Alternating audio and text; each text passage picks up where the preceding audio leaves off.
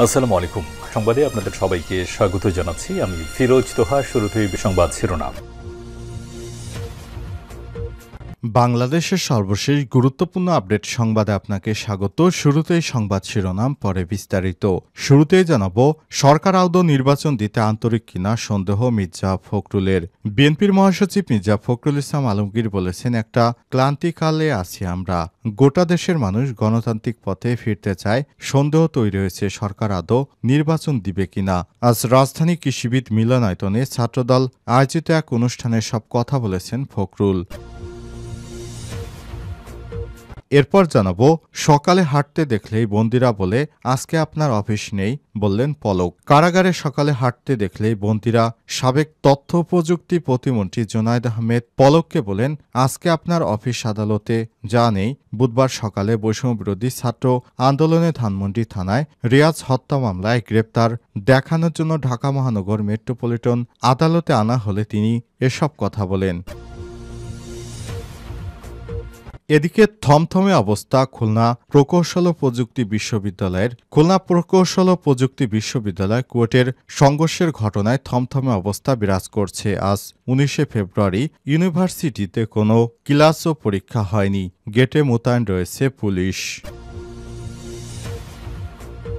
এবারে জানাবো, নেত্রকোনায় চলন্ত ট্রেনের ইঞ্জিনে অগ্নিকাণ্ড, এলাকাবাসীর চেষ্টায় ৪৫ মিনিটে নিয়ন্ত্রণে। নেত্রকোনায় জারিয়া এলাকায় বলাকা কমিউটার ট্রেনের ইঞ্জিনে অগ্নিকাণ্ডের ঘটনা ঘটেছে বুধবার 19শে ফেব্রুয়ারি বেলা 11:30টার দিকে এই দুর্ঘটনা ঘটে। জানা গেছে, বুধবার ভোর 5:30টার দিকে বলাকা ট্রেনটি রাজধানীর কমলাপুর স্টেশন থেকে ছেড়ে যায়।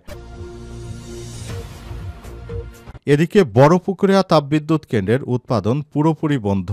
দিনাজপুরের বড়পুকুরিয়া তাপবিদ্যুৎ কেন্দ্রের 3টি ইউনিটই পুরোপুরি বন্ধ হয়ে গেছে। ফলে পুরোপুরি উৎপাদন বন্ধ রয়েছে এই বিদ্যুৎ কেন্দ্রের। যদিও কর্তৃপক্ষ বলছে আগামী এক সপ্তাহের মধ্যেই আবারও উৎপাদন শুরু হবে। জানা গেছে, বয়লারে লিকেজ হওয়ার কারণে তা বন্ধ করে দিতে বাধ্য হয় বিদ্যুৎ বিভাগ।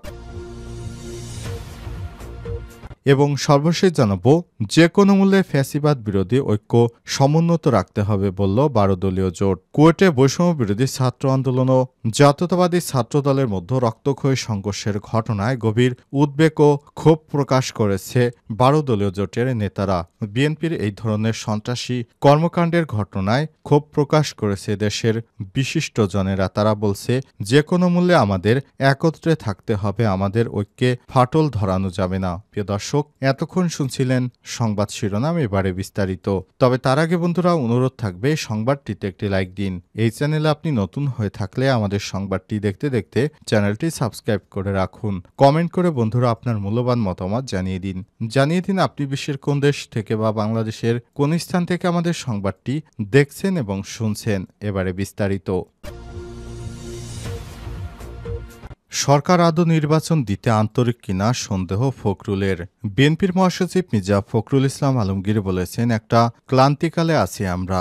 গোটা দেশের মানুষ গণতান্ত্রিক পথে ফিরতে চায়। সন্দেহ তৈরি হয়েছে সরকার আদৌ নির্বাচন দিতে আন্তরিক কিনা। বুধবার দুপুরে রাজধানী কৃষিবিদ মিলনায়তনে ছাত্রদল আয়োজিত এক অনুষ্ঠানে সব কথা বলেছেন ফখরুল। মির্জা ফখরুল বলেছেন, ফ্যাসিবাদের কেউ কেউ ক্ষমা চেয়ে রাজনীতিতে ফিরতে পারবে। স্থানীয় সরকারের উপদেষ্টা এমন মন্তব্য গ্রহণযোগ্য নয়। গণহত্যাকারী রাজনীতিতে ফিরে আসলে জনগণ তা মেনে নেবে না বলে মন্তব্য করেন মির্জা ফখরুল। বিএনপি নেতা বলেছেন, নতুন রাজনৈতিক দল গোছানো এটা একটা কৌশল কিনা এখন সে প্রশ্ন উঠেছে। নতুন দল গঠনের জন্য সরকারের পৃষ্ঠপোষকতা জনগণ মেনে নেবে না।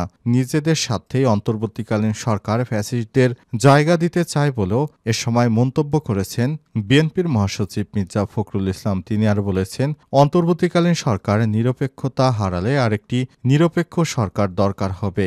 আমার এমন মন্তব্যের পর অনেকেই বলেছিল আমরা আরেকটি ১/১১ চাচ্ছি, কিন্তু খেয়াল করলে সবই বুঝবে ১/১১ সবচেয়ে বড় ভুক্তভোগী আমরা বিএনপি। তাই হুঁশিয়ারি করে বলতে চাই, আবারও ১/১১ চেষ্টা কিংবা চিন্তা করলে জনগণ তা কখনোই মেনে নেবে না। এ সময় বিএনপির মহাসচিব মির্জা ফখরুল ইসলাম আলমগীর অন্তর্বর্তীকালীন সরকারকে উদ্দেশ্য করে বলেছেন, দ্রুত সময়ের মধ্যে নির্বাচন চাই আমরা। সকালে হাঁটতে দেখলেই বন্দিরা বলে আজকে আপনার অফিস নেই। পলক কারাগারে সকালে হাঁটতে দেখলেই বন্দিরা সাবেক তথ্য প্রযুক্তি প্রতিমন্ত্রী জোনায়েদ আহমেদ পলককে বলেন আজকে আপনার অফিস আদালত এ যাওয়া নেই কেন।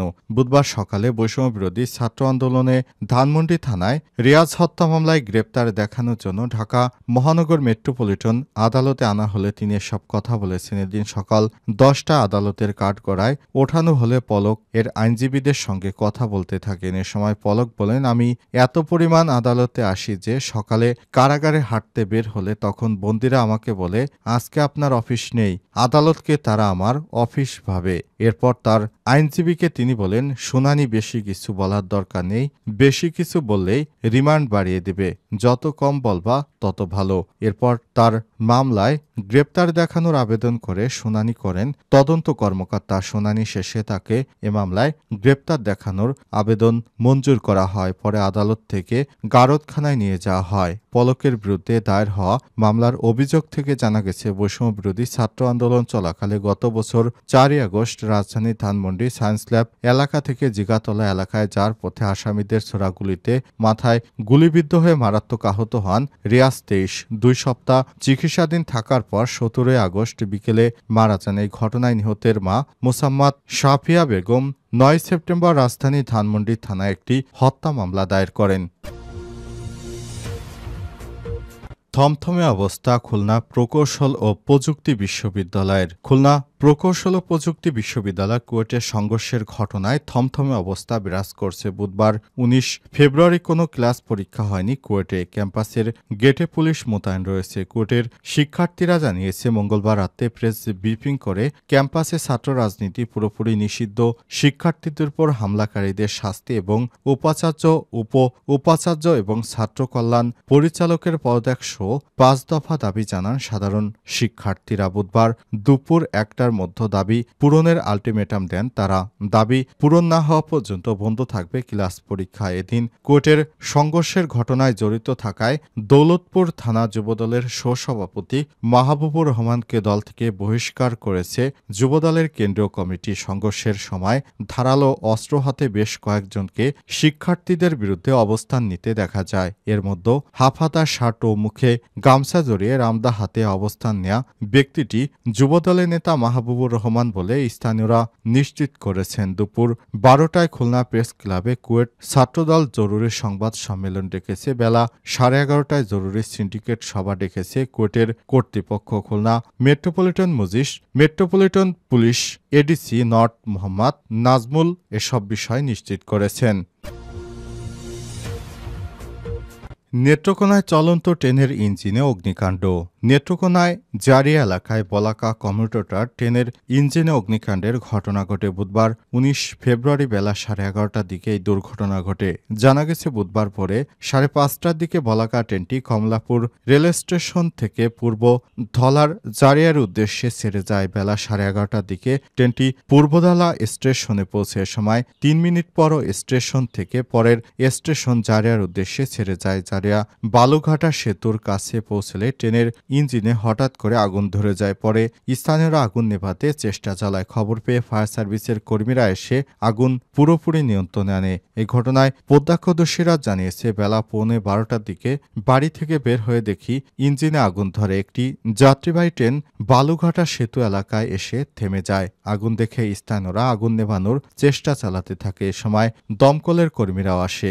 গ্রামবাসী এবং দমকলের কর্মীরা যৌথভাবে চেষ্টা করে নেত্রকোনা শ্যামগঞ্জ স্টেশনের মাস্টারের বিষয়টি নিশ্চিত করেছেন। আজ ভোর 5:40 ঢাকার কমলাপুর স্টেশন থেকে ছেড়ে আসা বলাকা কমিউটার ট্রেনটি বেলা 11:30টার দিকে জারিয়া ঝানজাউল এলাকায় পৌঁছালে হঠাৎ ট্রেনের ইঞ্জিনে আগুন লেগে যায়।